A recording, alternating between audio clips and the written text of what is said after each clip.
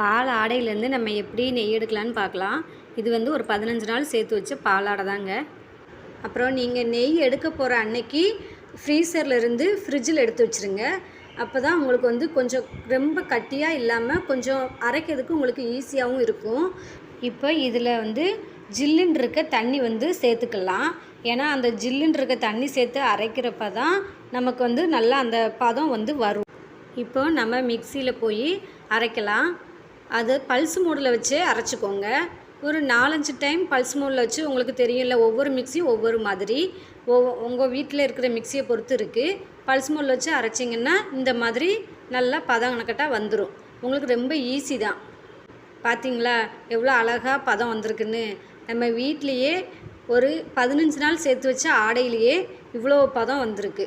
இதை வந்து ஒரு கூலிங்கான தண்ணியில் சேர்த்துக்கலாம். இந்த மாதிரி தண்ணியில் சேர்த்துட்டு இதை வந்து ஒரு 2 தண்ணியில் கூலிங்கான தண்ணியில் வந்து நம்ம கொஞ்சம் அலசி எடுத்துக்கலாம். நீங்கள் இப்படியே வெண்ணெயாக யூஸ் பண்ணணுனாலும் யூஸ் பண்ணிக்கலாம். நான் வந்து இன்றைக்கி நெய் தான் செய்ய போகிறேன். அடுப்பை வந்து லோ ஃப்ளேமில் வச்சுக்கோங்க. லோ ஃப்ளேமில் வச்சுக்கிட்டே இப்படியே உருக்குனிங்கன்னா நல்லா உருக ஆரம்பிச்சிடும். லோ ஃப்ளேம், ஏன்னா அதிகமாக நீங்கள் தீ வச்சு செஞ்சிங்கன்னா கீழே வந்து பிடிக்க ஆரம்பிக்கும். அதனால் லோ ஃப்ளேம்லேயே வச்சு இப்படி கிண்டிக்கிட்டே இருந்தீங்கன்னா உங்களுக்கு நல்லா நெய் வர ஆரம்பிக்கும். இப்போ பார்த்தீங்களா எவ்வளோ அழகாக நெய் வந்திருக்குன்னு.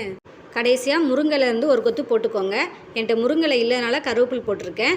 இப்போ பார்த்தீங்களா நீங்களும் ஈஸியாக வீட்டிலேயே நெய் செய்யலாம்.